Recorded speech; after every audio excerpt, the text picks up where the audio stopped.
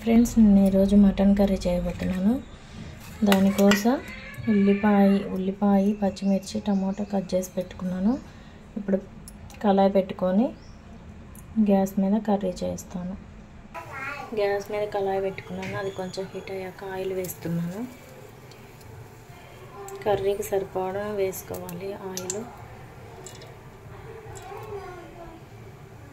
Oil heat అయ్యాక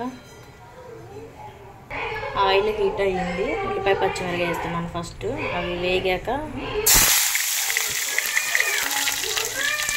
ఉల్లిపాయలు కొంచెం ఫ్రై అయ్యాక టమాటా వేస్తున్నాను.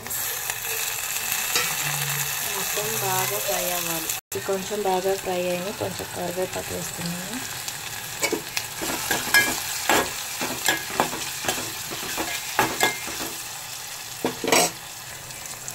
కొంచెం పసుపు వేస్తున్నాను.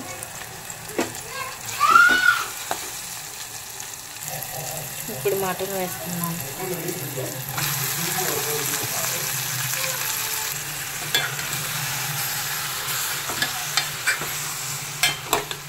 ఎప్పుడు కర్రీని కూడా సిమ్లోనే ప్రిపేర్ చేసుకోవాలి. అప్పుడే టేస్ట్ వస్తుంది కర్రీకి. పసుపు వేసాను. కొంచెం ఇప్పుడు కల్లుప్పు వేస్తాను. కల్లుప్పు వేసి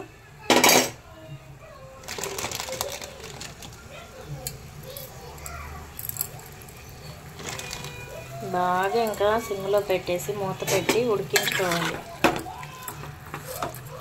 కర్రీని.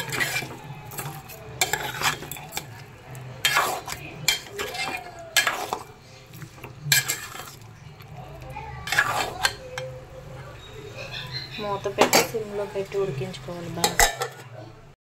ఇప్పుడు మూత తీసి చూసుకుందాం కొంచెం ఎట్లా ఉందో చూడండి. వాటర్ చూడండి ఎలా రిలీజ్ అయిందో కర్రీలోంచి. లేత మాంసం అయితే ఎక్కువగా వాటర్ అవే రిలీజ్ అవుతాయండి. కొంచెం మటన్ గట్టిగా ముదురు మాంసం అయితే ఎక్కువగా వాటర్ రావు.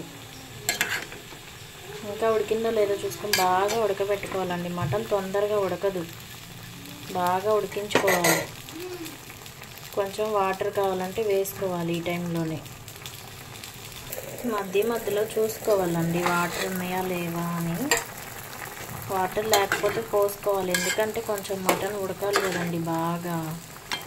బాగా ఉడికితేనే మటన్ తినగలుగుతాం. కొంచెం 70-80% అలా ఉడికాక కొంచెం కారం, మీ టేస్ట్కి సరిపడా వేసుకోవాలండి కారం. నేనైతే కొంచెం మంట తక్కువే వేస్తాను, ఎందుకంటే బాబు తినాలి కదా. అల్లం వెల్లుల్లి పేస్ట్ ఫ్రెష్గా వేసుకున్నాను.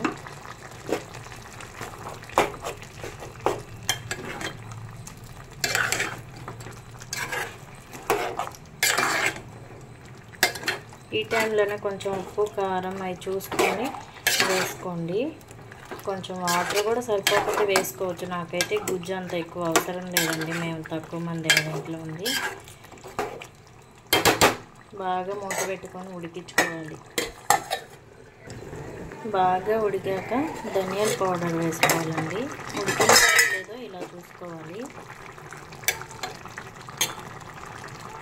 ఇదిగో చూడండి,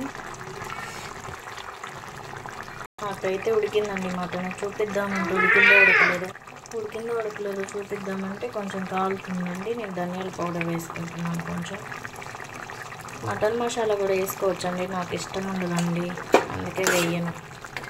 ధనియాల పౌడర్ ఒకటే వేస్తాను. వేసి ఒక 5 minutes నుంచి కొత్తిమీర చల్లి దించేసుకుంటాను.